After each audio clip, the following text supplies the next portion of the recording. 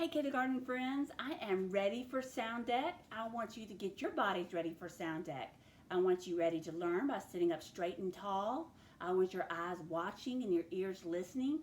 Make sure your body's still and your mouth is ready to move. Remember the way Sound Deck works. We are going to say two things. We'll say the letter name or names, and then we're going to say the sound it makes. I went ahead and added in our new sound for the week. If you've got your bodies ready, we're ready to get started. Here we go. C-H, ch, I, E,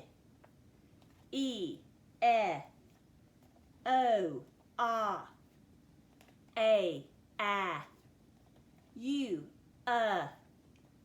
D, L,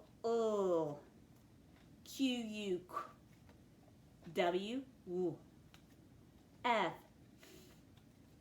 R, S, N, V, M, J,